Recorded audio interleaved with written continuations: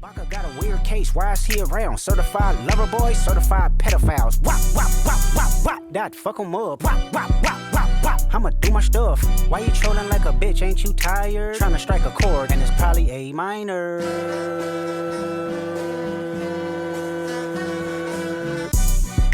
They not like us. They not like us. They not like us. This is the Culture Study Podcast, and I'm Ann Helen Peterson. And I'm Joel Anderson. I am a co-host of the Press Box Podcast at The Ringer and a staff writer for The Ringer. I said The Ringer already, so there we go. I am so happy to have a pro here today, just a podcast pro, someone whose work I've admired for so long, and also someone who knows a lot about celebrity feuds for various reasons that we'll get into over the course of this podcast. But the first thing that we're going to talk about, this is our peg for this podcast, is a little bit about a feud that's going to be very front and center in the next week. So let's get to our first listener question because it will set up this whole episode. It's from Robin. My question is about the Drake-Kendrick Lamar celebrity feud.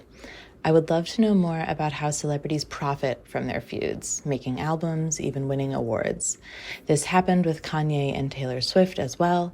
She continues to reference Kanye and Kim Kardashian in songs as recently as her latest album. I would also love to know more about how the public and broader culture navigate when there are very serious accusations that come out of things that start as feuds, like Kendrick referencing allegations of Drake's pattern of predation with minors in Not Like Us.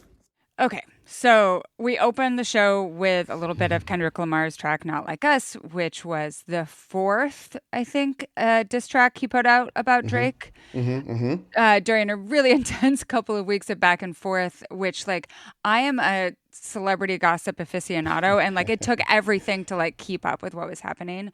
So ahead of Kendrick's Super Bowl halftime performance, which, like, talk about a victory lap, can you start us, like, can you, for listeners who maybe weren't as obsessed with it as I was, can you start us off with some broad strokes of the feud?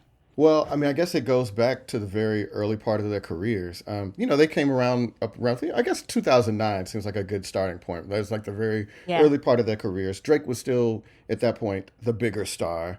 And they kind of circled each other because that's what you do in hip hop. You know, you see the guys that's going to be the guy, or maybe you might be the guy, and you sort of circle each other. And they don't necessarily run in the same crew or anything. You know, Kendrick has his friends and his rap cohort TDE from, South Central and his parts of LA, and Drake has his folks from Toronto and all over. So they did collaborate though on Kendrick's I guess it would be his debut release, Poetic Justice. Right. And that was Kendrick's first #1 song. And so as a result, there's always just sort of been this like rivalry, which Drake can say, hey, look, you were not really a star until I made you a star.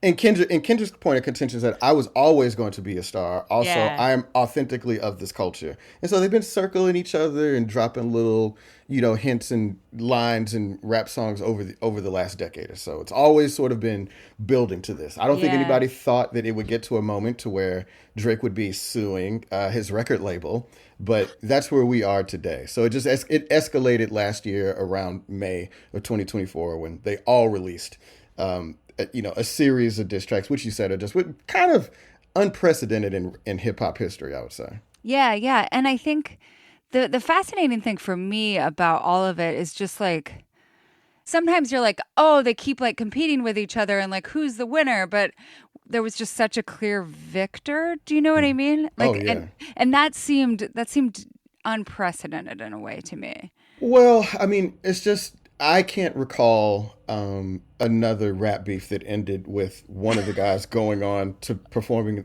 halftime of the Super Bowl. So you're right. Like, there's never quite been a victory like that. There have been other victories, and Drake has lost beefs before. People can go back a few years ago. I guess it was 2018, 2019, when he got into a beef with the rapper Pusha T. And Pusha T released a diss track, The Story of AOTY, which revealed to people that did not know that Drake had a child. At that point, Drake had not informed his fans. Secret child. I forgot. Right. His son, child. Right. Yeah. And the cover of the diss track was from a photo shoot that Drake had taken when he was an actor, very much younger in his career. Yeah. And he's in blackface. And that was the cover of that thing. And so Drake has been the decisive loser in a beef before, but it was one thing when it's Pusha T, who is a very good, very credible, longtime rapper. It's another when the guy that's coming after you is, you know, maybe your competition for number one, and he eviscerates you in the way that Kendrick did. Right. And like Kendrick, like he has a Pulitzer. Am I remembering this correctly? He has a Pulitzer. Yeah, he has a Pulitzer. Yeah, like this can like write with such deftness that for all of Drake's musical qualities, I just don't think he can rival. But Drake also strikes me as the guy who like keeps on trying to start the fight because there is like a little bit of like. And again, this is just analysis of Star Image. Like there is this feeling of like trying to legitimize himself always. Yeah, no, I think there's definitely that. And that's how I think Kendrick really was able to unnerve Drake. It wasn't that like, I know that you're cool. I know that you make a lot of money. I know that you have slept with a lot of my friends' girls. And maybe if you went after my wife, you might have a shot at it. But the thing about me, which is I'm speaking as Kendrick to Drake, is that I am authentically of this culture. Like I'm not putting on an accent. You know, I'm from where I say I'm from. I'm from right out here in Compton. You know, you're from Toronto, it has its own unique established hip hop culture, and you're not even really a part of that, you know? Like those guys up there don't really mess with you. And so that really poked at something that has always sort of dogged Drake, in addition to accusations that he does not write his own raps. Yeah. And so like that is the sort of thing that really, it seemed that it got really personal for Drake in a way that not many other beefs have gotten for him or for anybody else for that matter. Yeah. The point you made that I hadn't thought a lot about is that it always is these like people of the same cohort. So you don't have as many feuds that are necessarily amongst people from like several decades apart from one another. Right. We think about like Biggie and Tupac vying for the same sort of cultural position at the same sort of time. So you did a whole season of Slow Burn, which I strongly recommend to anyone listening. But how would you compare that feud with this, or even like 50 and Diddy, which has, I think, come to the fore again recently in light of all of the accusations levied against Diddy? It'll be easier for me to do it for the Tupac and Biggie. Okay. I'll see if I can circle back and get to the Diddy 50 piece of it. One of the major differences between the Biggie and Pac beef as opposed to the Kendrick and Drake beef is how raw and new it was when Biggie and Tupac did it, right? Like beefing has always been a part of hip hop culture. It's a part of American culture, right? Like I don't like you. I don't like you. All right, what are we gonna do about it? You know, that is all of us in a nutshell. But in hip hop, like competition is a big part of it. And with Tupac and Biggie, it was very, very personal. Like they were really good friends once upon a time, right? And if people remember, one of the central, most inflammatory allegations in the Biggie Tupac beef was that Tupac had slept with Biggie's wife, Faith Evans, right? And so it was a very personal, very heated, you know, I mean, again, it feels like I'm just adding on drama to make this sound even crazier. But don't forget, Tupac got shot, right? This is the first time. Yeah. And blamed Biggie and his associates, including Diddy, for setting him up and getting him shot. So there was a lot of things that happened that made this a very organic, very real, very young beef. It's the kind of thing that happens when you're 24, 25 years old, where like something happens and it kind of gets out of control and you can't quite get it back. Yeah. Drake and Kendrick is not that. They're both almost 40 years old. They're very experienced. They are very experienced at the record industry.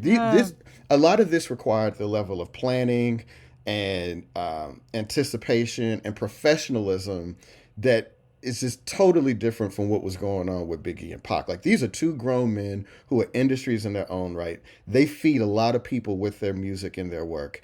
Like, so this did not happen by accident. This did not happen because their homeboys gone wrong. Right. This happened because they're both vying for the same thing and they kind of don't like each other. Yeah. Yeah. And it's not as tragic either, right? Like that's the thing, like the contrast, right? It's like that feud ended with both people dead.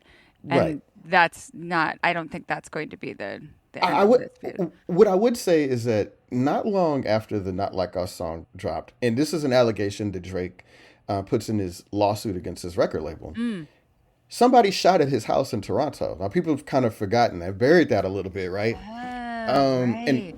but they don't know if the source of that was the Kendrick beef or another beef he was having with local rappers in Toronto. But so yes, to your point, nothing bad has happened yet. Nobody has gotten hurt.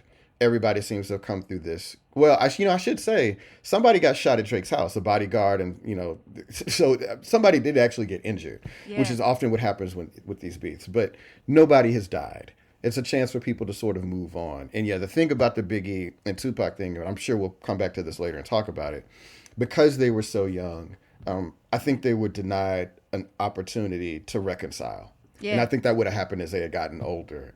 So that's the real tragedy of Biggie and Pac. They never got old enough to see the error of their ways. Yeah. There's a lot of distance with these guys. How old were they? Remind me. We'll see. So Pac was 25 when he died. Oh my God. Biggie was 24. Yeah, I mean, they were babies. Yeah. They were babies. It happened when I was in ninth grade, I think, 8th grade or ninth grade. And like, to me at that time, I was just like, they're adults. Like, they're just old. They did. They seemed so grown. Yeah. Yeah. But that is so young in hindsight. They were such babies. And I mean, man, both of them came from nothing to kind of something very rarely. Like Tupac had just graduated from high school, bouncing from place to place, was basically living below the poverty line with his mom, as recently as 5-6 years before the time he got shot. Like, he was paying his mom's bills. We are not talking about a wealthy guy who was putting a lot up at risk. And same for Biggie. Biggie kind of came from a different place, but a very similar set of circumstances. So yeah, they were, I mean, God, man, the stuff that you let go at 46 as opposed to 24, you know what I mean? So yeah. I wish they'd had opportunity to get there. Yeah. Robin asked us like how celebrities profit from these feuds. And I think we'll get into this more too when we talk about some of the other feuds in question. But like, how much do you see this? You referenced this like somewhat obliquely earlier. How much do you see this as like a very savvy commercialization? Like, I don't think that it's like pre-planned or anything like that, but they think they also understand like, oh, well, this is a way to make people pay attention to me too. Oh, yeah. I mean, one of the the unfortunate realities of the Biggie and Pac beef is that it did like drive record sales for them and their record labels, right? Yeah. It made them into much bigger celebrities than they might have otherwise been.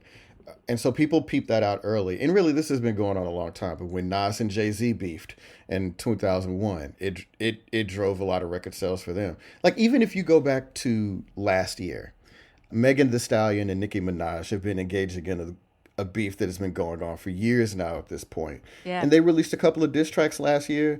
And I mean, you see this tremendous bump in not only their Spotify listens, but there's another way to judge this stuff now. YouTube views. Yeah. So there's a whole lot of ways to sort of judge what's going on. And so this stuff has been proven it tends to help people. Very rarely does it hurt. Well, and I think too, like the video for Not Like Us, like, it itself is like an aesthetic diss, like all the ways that it functions. And so that even generates like so many more YouTube hits and all that sort of thing. It's all very savvy in that capacity. The funny thing about that, Anne, is that, like, after the song got dropped, everybody knew a video was coming for the song, which is that's not often how rap beefs work. Like, we didn't get a video for the story of AOTY. You know what I mean? Yeah. And so it was like, oh, like Kendrick is operating on a whole nother level of professionalism in this, and which is true to who that dude is. Right? Yeah. This is him being the artiste in this beef. And so the video really took it over the top. And if you go look at the views, even for the songs that he didn't release on the streaming services, they're way up in the millions. So there's a lot of ways to monetize this stuff for sure. Have you seen like the whole genre of TikTok reaction video where people like play the song for people who haven't heard it yet, and you're just waiting for like whatever point like really gets through to someone, like, oh my God, like even that itself as a sub industry is really fascinating to me. Oh yeah, I mean, that is the thing. And I used to think this was bad just as a kid. Like, I was trying to think back, like, man, it would really suck to be a kid now if you lost a fight at school, because you'll have to live it every day, and there's all kind of people like doing, and so that's what Drake is living through, man. He lost a fight at school, and there's all these reaction videos, and you have to basically shut off the internet to avoid the response. And that's what's so damning about it, because it's like, man, how do you get away from that if you're Drake? Like, Yeah.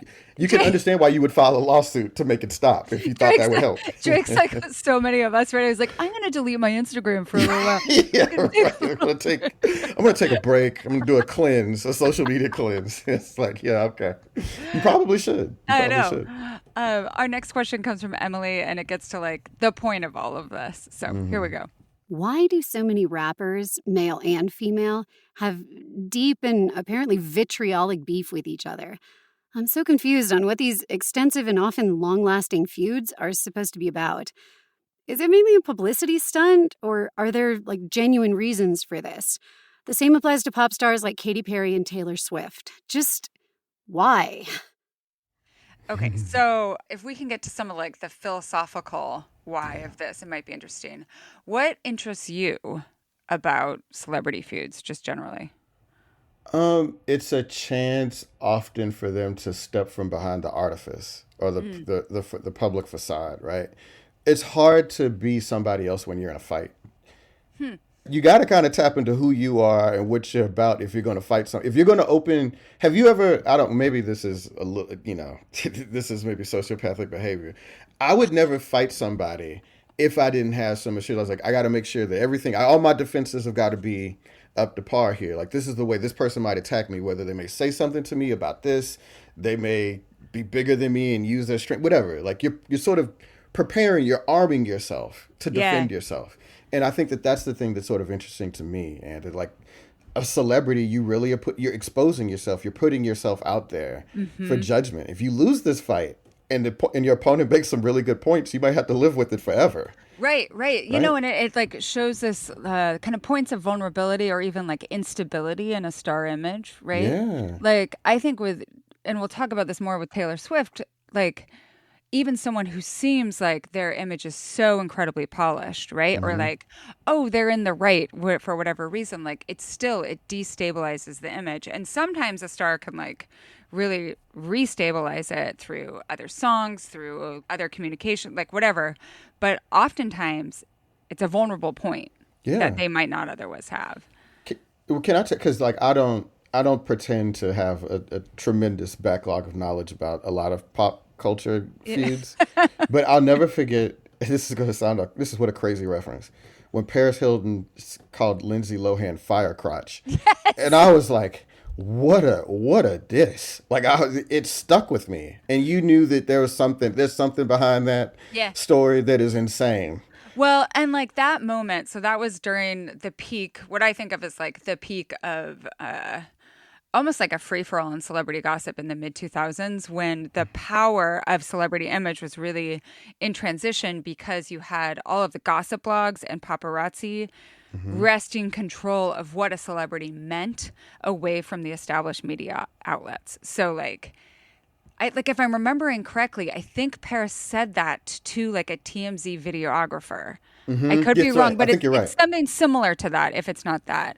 And that itself, right? Like, because who else would she say that to? Yeah. Like, she wouldn't say it in an interview. She wouldn't say it on Entertainment Tonight. But like, kind of wasted out at the club on a Saturday night, and a videographer comes up to you and like says like, what's going on with you and Lindsay? And that's what she says, right? Yeah. Like, but also, Paris was always operating from this incredible point of invulnerability because she didn't need the celebrity. That's right. Yeah. I mean, you're right. It was very much the most popular girl in school who's got everything. Yeah. And she's like, this girl has got a problem, and I can say something to undermine her and destabilize her, right? Yeah. And like, I don't care if people make fun of me. I am purposely kind of lampooning my own image with the like, that's hot, like all of that stuff, because I have all of this money and who gives a shit. Right. Yes, I mean, I don't know how. Has Paris Hilton ever had any other beefs? Did anybody ever? So before we recorded this, Melody unearthed this article in Cosmo that's like, find the beef from the year you were born, and some of them are so ridiculous. Like it's trying to say that 1981, which is when I was born, was the year of the beef between Jane Fonda and Henry Fonda, her dad. When really that was like a very long-standing beef, and in 1981. They released a movie together on Golden Pond that like actually was, if anything, their like reconciliation.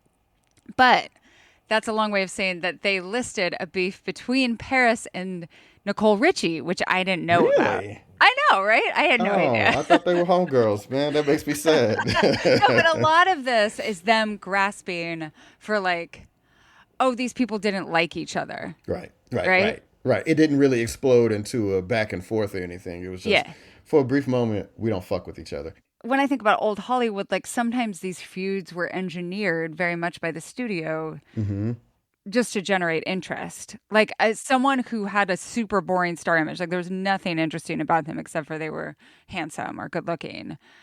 If you create a feud, like, oh, well, their rival is this person, then somehow that adds a little bit of gravitas to their image.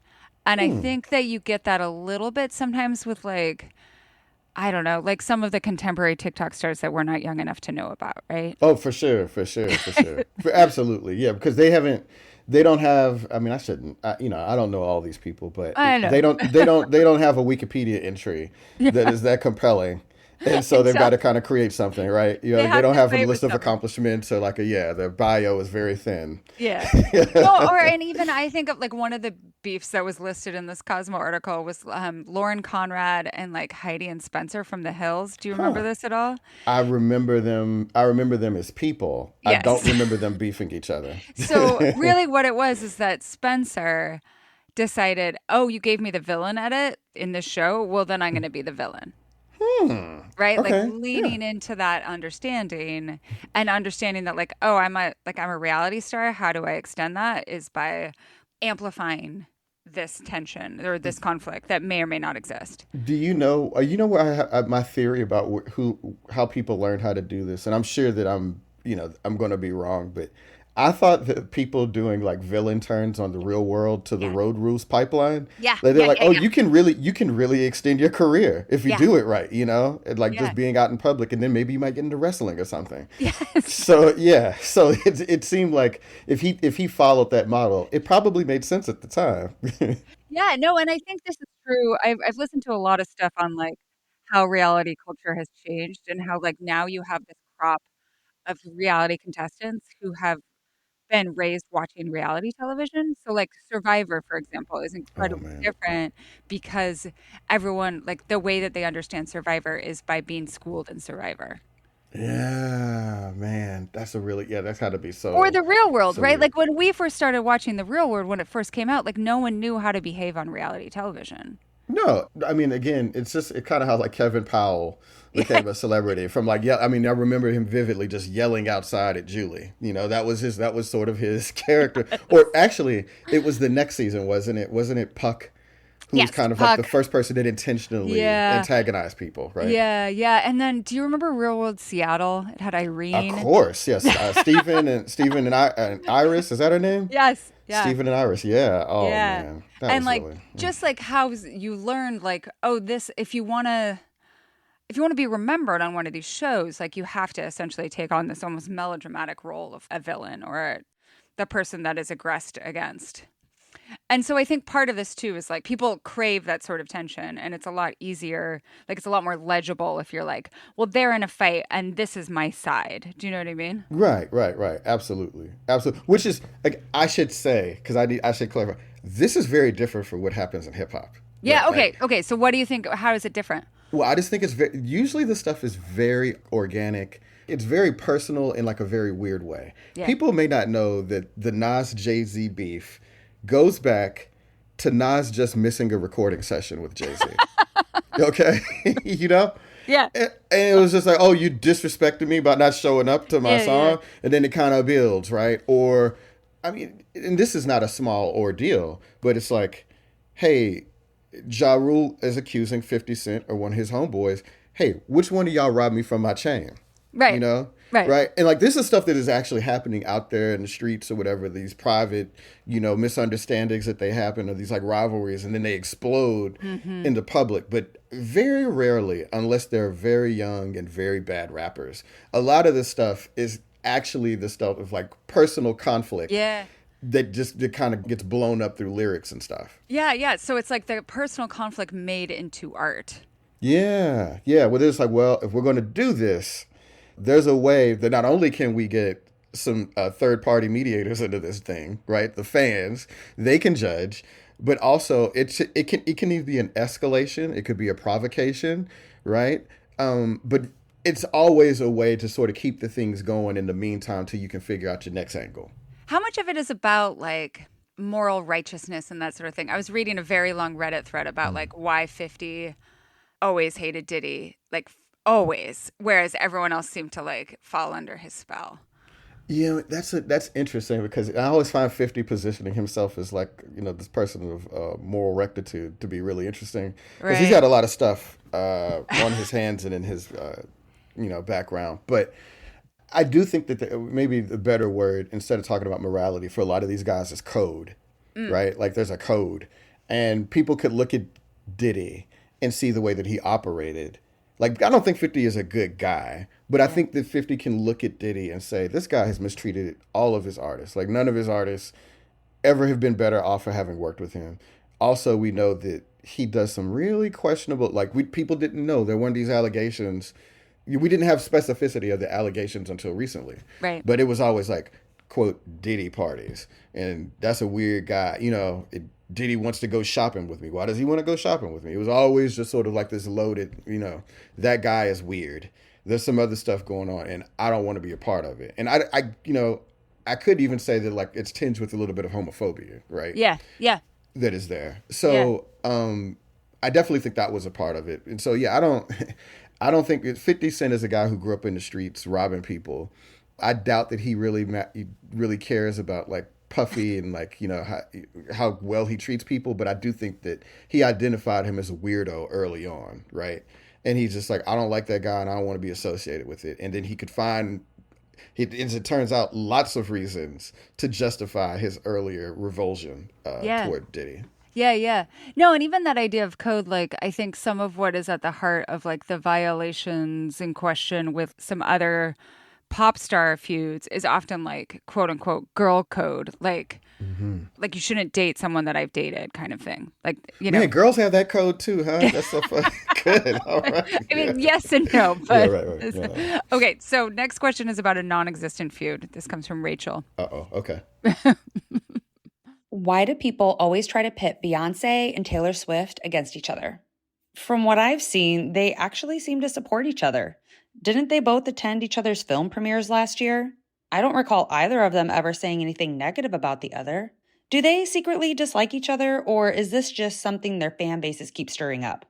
Or maybe this all goes back to when Kanye interrupted Taylor at the VMAs and dragged Beyonce into it. I'd love to hear your take. Don't you think she answered her own question? You think like it's the last Kanye? two? I think it's the last two things. Yeah. Right? No, well, and the other thing is like they are of similar age. And then there's just this idea that like there can only be one. Right. Which Absolutely. is not the case with, let's say, male stars. Right? Well, I mean, in hip hop, that's what a lot of this is about. You know what I'm saying? I mean, it's kind of very similar.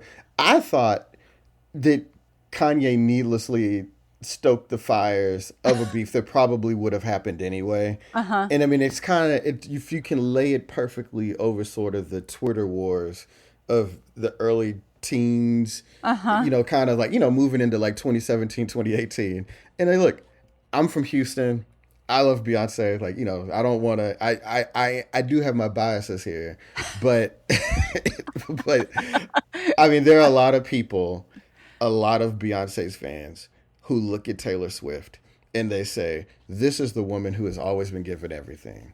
She's willowy blonde, the adoration of peers, everything. And they say, she can't dance like Beyonce. She can't sing like Beyonce. She can't do all this other stuff. And I'm not going to argue that because I don't think that's fair. I don't know Taylor Swift's music well enough. But I think that there's that resentment. Yeah, no, and I think Taylor Swift in particular becomes almost like a figurehead of the white industry and like white supremacy. And I don't mean that in terms of, I'm not saying Taylor Swift is a white supremacist. No. I'm saying codes of like how, like white privilege, for lack of a better word, right? You know who she is? She reminds me of Caitlin Clark, which is like, because she definitely does not want to talk about this in public. No. You know what I mean?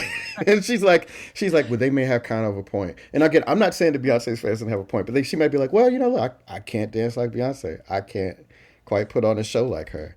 Yeah. I may have benefited. I have benefited from being a beautiful white woman in the post spotlight. She hasn't said that, but I bet that, like, you know, like it probably is something that she has to kick around every now and again, right?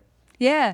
Well, and just like people group them together and are like, oh, well, there's a movie from both of them this year. Do you know what I mean? Like, there are ways that they naturally get grouped in, like, what is the, what did Taylor say about, like, I want to be excluded from this conversation? Was that her or was that Kim? Narrative. I want to be excluded from this narrative. Yes, like I think yes, Taylor said it. Sorry, Melanie knows. I think sometimes Taylor just wants to be like, I stop having this conversation because in some ways it calls into light some of those things. But I don't mean that she's like vulnerable about it. But I do think that's part of what's going on. Yeah, I don't think she wants to have it. And also, you know, I mean, I'm leaving out the other part of it is that, you know, there are a lot of I don't even know if they're Taylor Swift fans. There's a lot of animus directed at Beyonce from the other direction, right? Like some of it's racism, sexism, boom, racism and sexism. People talking about how many people wrote her songs or whatever, and trying to diminish her as an artist. And so people are rightfully like, you know, they're heightened. Their sensitivities are heightened when she's not winning album of the year, and she's one of the, you know, the artists who've won the most Grammys. I think has she won the most Grammys? I don't know. She's won 32. That doesn't seem like that should be the most ever, but it's up there. Yeah, like how can you win that? How can you be that excellent and still not have this sign of approval from the industry? Right. I mean, the thing is, I mean, we don't have to have that argument because I just think it's I didn't need Prince to not win Album of the Year for Purple Rain to know that Purple Rain was the shit. You know what I mean? But again, I know that this is important for those folks and their fans, probably even more than the artists themselves. Right. And so when you're arguing on the internet, you got to have that kind of those data points, right? So yeah. Okay. Next question is from Katie, and it's about the nature and quality of a celebrity feud. Okay. So I think celebrity feuds have actually gotten less interesting, even as we arguably have more material that can get leaked around. Curious if you feel the same. To me, the people in the feuds themselves are boring, though sometimes the cultural conversation sparked can be very interesting. Really, that's the part I'm interested in now. I wonder how much of this, the dullness to me of the feuds and the people themselves, is because there are so many freaking famous people and I hardly know any of them and they all kind of look the same. And so I don't have the context for the juicy details. Or is it because people have a stronger grasp on their image and messaging and are more cautious in where they allow mess to creep out publicly? I feel like people got to be, or maybe just were, so much more eccentric in their nonsense in the pre and early days of social media. And now it's all beige interiors, actually and emotionally. There's so much going on here. So what is your first reaction to this? My first reaction is this person must be old like me. Totally. Don't you think it's like, none of these people are famous anymore. These are real celebrities. Not like Johnny Carson. You know what I mean? Right. Yeah. Or like they're not fighting. Like again, I was just thinking of these historical feuds. It's like, it's not like when Jay Leno and David Letterman were fighting over. Yeah, right. That was real. Who would be the queen of late night? Fighting over the future of late night. Yeah, no. So I kind of understand where this person is coming from because I don't know anybody anymore. Do you know what I find to be sort of a fascinating perversion of this trend and how they made themselves? Because I was thinking about this question. And so if you go back to 2018, there used to be this British influencer. I guess he's still out there, KSI. Oh, yeah. And he won the YouTube boxing championship belt. It is something they created for his one event. And he calls out two people after he wins that belt. You know, remember who they were? Jake and Logan Paul. Oh, right. And I'd never heard of these people then. And I remember like you were working at BuzzFeed then, weren't you? No, I was at ESPN. I was at ESPN then. So that's a very Bruce Springsteen age. You know what I mean? Like a group cohort of people at ESPN. You know, that's and so I did not. So this is 2018. I felt like I didn't really know who they were, but I remember when Logan Paul fought KSI at the time. I was like, I never heard of these people, and they're fighting, and it's a big deal, and like 1 million people bought this fight. I was like, what in the hell is going on? And they figured out a way to sort of monetize that and make themselves even bigger cultural figures as a result of that. But I was like, man, that's a really good model for making, like, you know what, if you're going to have beef, at least fight. Give us something to grab onto, not like innuendo, not, stuff leaked through gossip writers or whatever, but like we're actually getting to see it play out in front of us. So right. Yeah. I don't know. But yeah, I'm sorry I didn't know the Pauls. Did you know who the Pauls were in 2018? Yeah, I did. But again, that's because like I was, like sitting next to Katie Natopoulos or something, God, yeah, of course. But I think the idea too, like the assertion that like everyone looks the same or something like that, like that to me, that seems to be referencing like reality stars who all do kind of have like Kim Kardashian face, like, and like, that rate, like that's not interesting if you don't know the narrative. Right. Absolutely. But I think people like who were involved in like the whole Vanderpump universe, like that was incredibly interesting to them. Right? Absolutely. Like that was an incredible feud. And it wasn't interesting to me because I didn't have that context. If you keep up with the Real Housewives series, there's just an endless list of folks that I don't know who they are, right? But they're having these beefs. And if you really follow that, I'm sure it's just got to be mesmerizing, right? It's got to be great. And it barely matters what they're following over because it's the personalities clashing, not them arguing about who didn't clean the dishes. You know what I mean? Or something, right? Yeah. But again, also taking up these roles as like melodramatic roles that have been slotted for them. I think, like, have you been following the Blake Lively, Justin Baldoni? A little bit, yeah. A little bit. That. Uh-huh. That to me actually is very interesting because they're using the legal system to do some of their dirty work for them. Yeah. I mean, it's actually, doesn't that just seems like a high stakes gamble? I don't know if I would want that to be my strategy to play around in the court system. But obviously they feel like they've got enough money and that nobody's going to prison, at least yet, right? So nobody will have to suffer. But that seems like a really high stakes game of chicken, which is sort of like, that's what Drake is doing with Kendrick now, man, in the Universal. Like when you sue, one way to embarrass your opponent is to have things come out in discovery and then, or just allege things in a lawsuit, right? And you may not have to prove them later anyway, because it's just a lawsuit, right? Yeah. No, well, and that's the thing, like what came out is in discovery. So like Blake Lively released all of this stuff that came out in discovery that made Justin Baldoni and the whole team look so bad. But then Justin Baldoni also releases like, oh, here's these other texts that include like Blake Lively talking about her dragons, like she's like the mother of dragons in Game of Thrones and like referencing Taylor Swift as one of her dragons. Like that's just corny, right? Yeah, like it just doesn't make anyone look good. Right. You nerd. Nah. Like, you dork. Like, and also like Taylor Swift is your dragon. But I do think that like you're right that it's a double-edged sword. We're not getting at the heart of this question, which is that more information makes things less interesting. Do you think that that's true? I don't think so. No, I disagree with that. Yeah, I don't agree with that at all. I want more information. Yeah. And that's I whenever I see the headline, I'm like, okay, I've got to click on that and figure out because I want to get to the source of it. I really think that, she's like me, that I get frustrated when I see people on TV and in magazines or blogs and I don't know who they are. Yeah. I had just a quick aside, I had a very similar sensation building up to the election. Yeah. And I just remember, I was like, I don't know who these podcast people are, man. I was like, I don't know. How do I know that this person, and I remember looking at their videos, their endorsements for Trump or whatever, and their videos would be in the millions. Yeah. The millions. And then Kamala went on Saturday Night Live.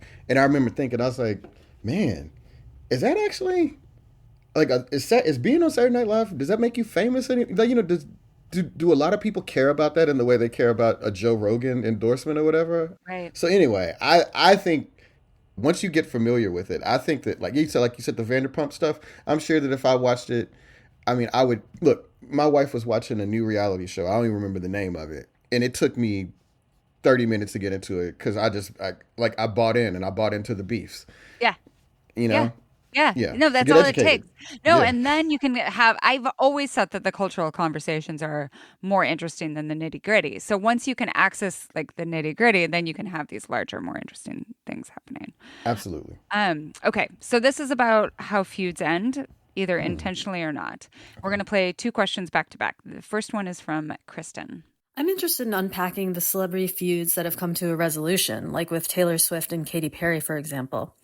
How often do celeb feuds get resolved versus remain unresolved? or somewhere in between like Taylor and Kanye over the years? And how do those resolutions come to be? Is there some sort of quote unquote guidebook for celebs? And then this is from Emily. We all know history is written by the victors, but what about celebrity feuds? What carries more weight? Pre-feud fame, who lived longer, the merits of the argument itself, or some other factor?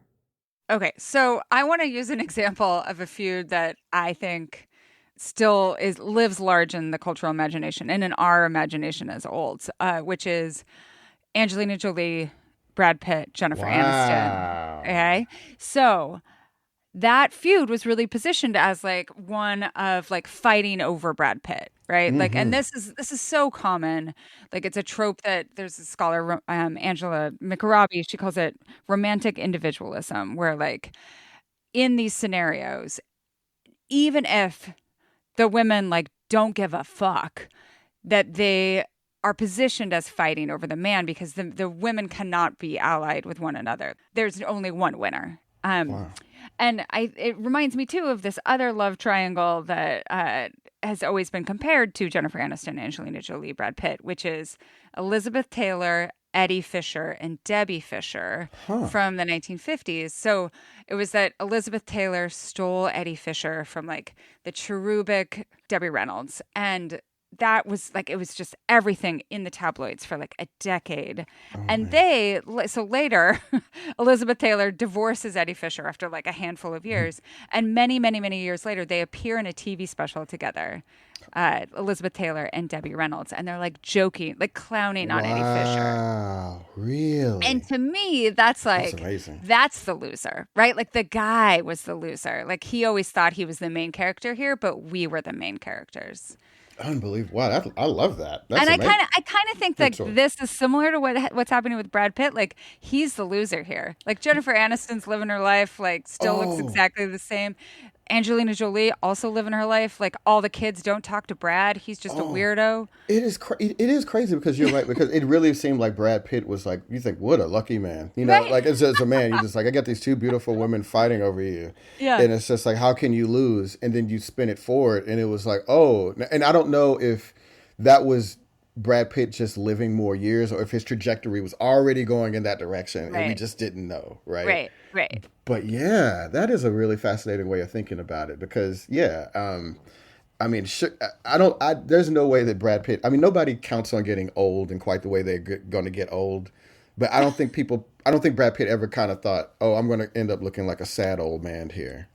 Yeah, I do. You know, you referenced this at the beginning of the show. Do you think like Tupac and Biggie would have like grown through things? Yeah, absolutely. I mean, they had real love for each other. Like Biggie slept on Tupac's couch. Tupac initially Biggie wanted Tupac to be his manager when they first started out. They had real love there. Isn't that crazy? Like he Biggie was going to join Tupac's affiliate group, the Outlaws.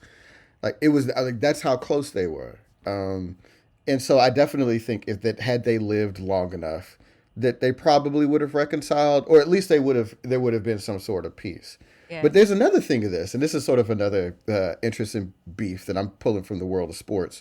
If I say this, the Ali Frazier rivalry, right? Yeah. 3 fights, Ali wins 2 of them, and it was Joe Frazier who helped Ali basically after he had gone to prison and for abstaining from going to Vietnam and everything else. Like Joe Frazier was really integral to getting Ali licensed again and becoming back a professional boxer.